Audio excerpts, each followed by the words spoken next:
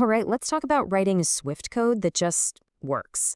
We're going to dive into 3 core features: optionals, closures, and error handling that are the secret sauce to building apps that are robust, professional, and pretty much crash-proof. Ready? Let's get into it. So, let me ask you this. What's the #1 reason our apps suddenly just die? You know those frustrating out-of-nowhere crashes? 9 times out of 10, it's our code trying to work with bad or, even worse, missing data. I mean, just look at this. Your app is asking for a number, but it gets the text ABC. Now, that conversion is just not possible, right? If you're not careful, this one line of code is basically a ticking time bomb. It's going to crash your app. The good news? Swift gives us some really powerful tools to diffuse this exact kind of problem. Okay, so our first line of defense is a concept that is absolutely central to Swift's whole safety-first philosophy: optionals. The best way to think of an optional is like a little box. That box might have a value inside, or it might be totally empty, what Swift calls nil. It's the language's way of making us stop and admit, hey, this data might not actually be here. So how do we safely open that box? Well, the main tool we use is the if-let pattern. Instead of just yanking the value out and hoping for the best, if-let tries to open it carefully. If there's a value inside, great. It gets put into a new constant and our success code runs. If the box is empty, no problem. The else block runs instead. It's simple, it's elegant, and it's completely crash-proof.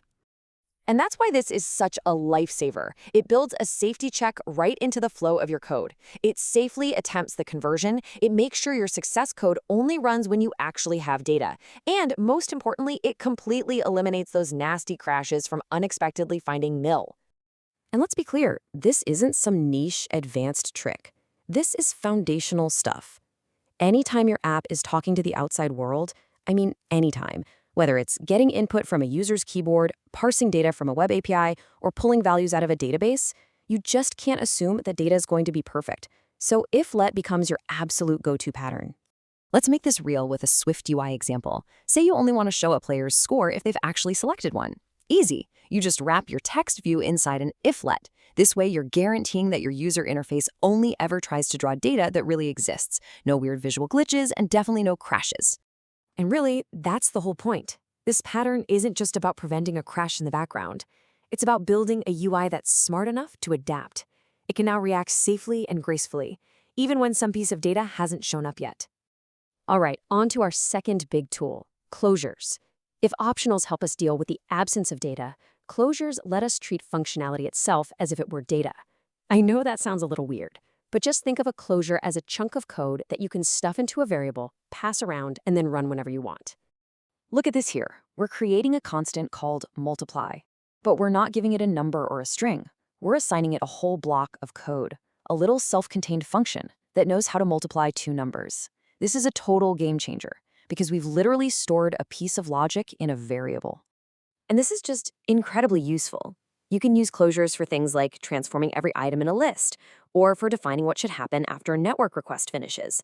By packaging up logic like this, especially for asynchronous stuff, our code gets so much cleaner and more predictable. It helps us avoid that whole mess of bugs that comes from asynchronous chaos.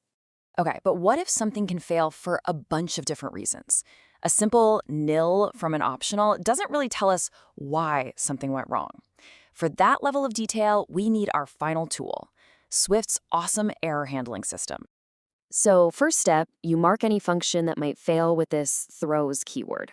Think of it as a warning label for other parts of your code, telling them, hey, be ready, this might not work out. Then, inside the function, you use guard-let to check your conditions right at the start. If a check fails, you immediately throw a specific error and get out. And honestly, this guard-let pattern is amazing for readability. It handles all the bad scenarios right at the top and gets them out of the way.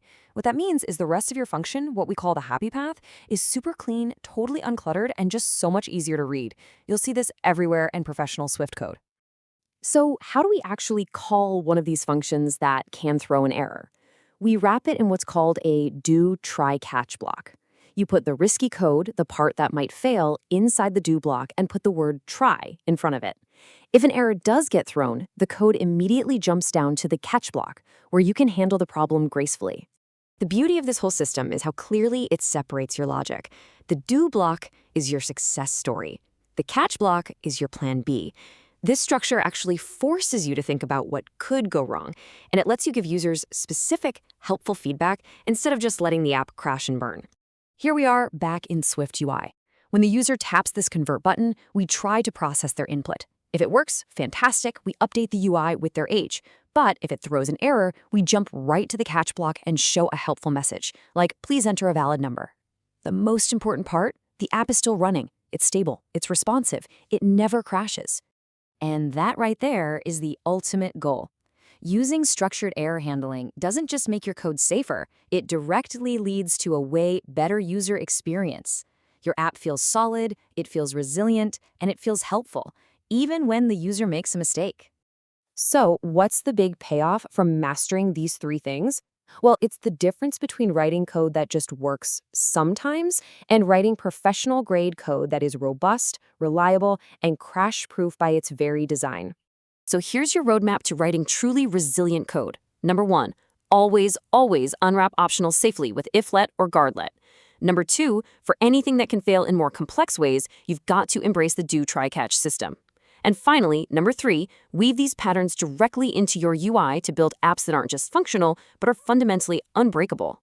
So that's our tour of writing crash-proof Swift. When you master optionals, closures, and error handling, you're not just writing lines of code anymore, you're building a foundation of reliability. So the only real question left is, which one of these patterns are you going to start using in your own code today?